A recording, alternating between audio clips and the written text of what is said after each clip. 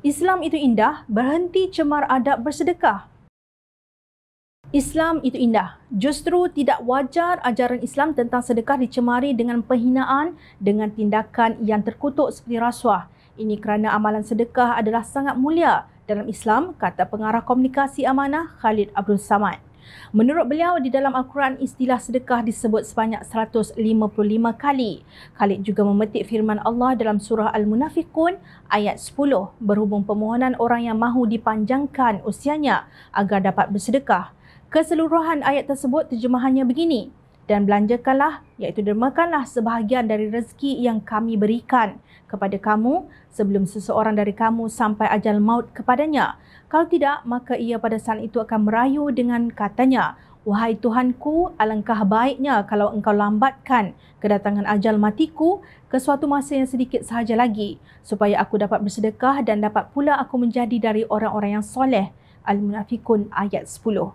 Khalid berkata, amalan sedekah itu didambakan oleh orang yang di garisan penamat hayat yang menyesali bahawa mereka tidak banyak melakukan sedekah. Sekarang ini, yang malangnya, amalan dan istilah sedekah itu dicemari. Ya? Dan dicemari bukan oleh orang bukan Islam. Ataupun dicemari oleh orang yang jahil. Orang Islam yang biasa. Ya? Malangnya dicemari oleh seorang yang dianggap oleh sebahagian lah, bukan semua, sebagai ulama besar.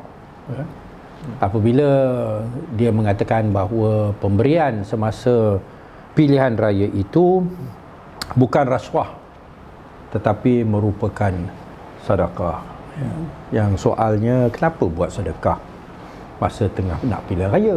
Bidas Khalid. Beliau berkata demikian sebagai mengulas kenyataan Presiden PAS Tan Sri Abdul Hadi Awang bahawa pemberian wang semasa kempen pilihan raya umum ke-15 lalu adalah sedekah daripada orang awam. Kata Khalid, sepatutnya ulama mempertahankan amalan sedekah dengan menyebut tentang pahala yang patut diberi dengan ikhlas.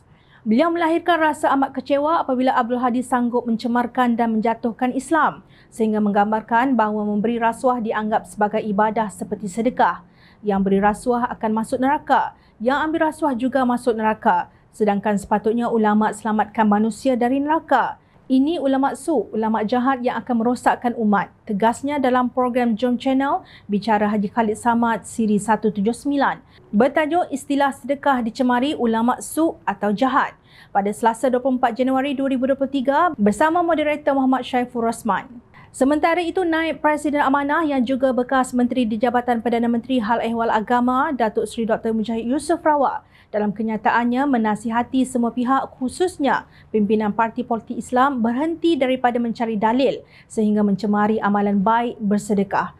Mujahid mentakrifkan sedekah atau sedekah sebagai sesuatu pemberian kepada fakir miskin dan seumpamanya sama ada dalam bentuk wang, ringgit, harta, makanan atau pakaian dengan niat bertakarub kepada Allah dan bukan untuk menunjuk-nunjuk sesama manusia dan bersikap riak.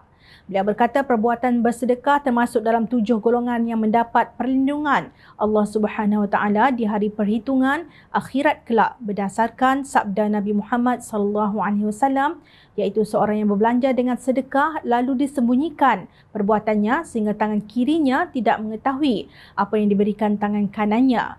Hadis riwayat Bukhari dan Muslim. Seperti Khalid, Mujahid juga menegaskan bahawa adab bersedekah sangat mulia kerana perbuatannya dikira sebagai ganjaran pahala yang tinggi di sisi Allah. Oleh kerana ia perbuatan yang mulia, Allah memastikan kemuliaan perbuatan sedekah itu tidak dicemari dengan akhlak yang keji seperti memberi dan mengungkit-ungkit, ujar Mujahid dalam satu hantaran di Facebooknya. Mengumpamakan pemberian wang semasa pilihan raya umum ke-15 lalu sebagai sedekah adalah satu perbuatan sia-sia dan tidak ada nilai dan sekaligus merugikan. Terpulanglah sama ada mahu terus bergelumang dengan dosa rasuah atau menerima nasihat untuk berhenti. Saya menasihati semua pihak khususnya pimpinan parti politik Islam yang terdesak mencari dalil agar berhenti dari mencemari amalan baik bersedekah. Bersedekah ada adabnya dan mengungkit dengan bersyarat supaya menyokong parti tertentu dalam pilihan raya umum pastinya tidak ada kena-mengena dengan maqasid sedekah, iaitu tujuan syariat dalam bersedekah. Memberi rasuah politik dan bersedekah bezanya umpama langit dan bumi. Rasuah itu keji, manakala bersedekah amalan yang terpuji. Para pentaksub tegar janganlah mempertahankan kekejian ini. Kembalilah kepada hadis dan ayat-ayat Al-Quran untuk mendapat petunjuk tentang erti bersedekah dan adab-adabnya. Tolong jangan cemari kemuliaan bersedekah dan peliharalah nama baik Islam, tegas Mujahid. Jangan kerana kebencian yang melampau terhadap pihak yang berbeza fikrah politik, kalian sanggup bersama ulama' suk. Berkata benarlah walaupun pahit.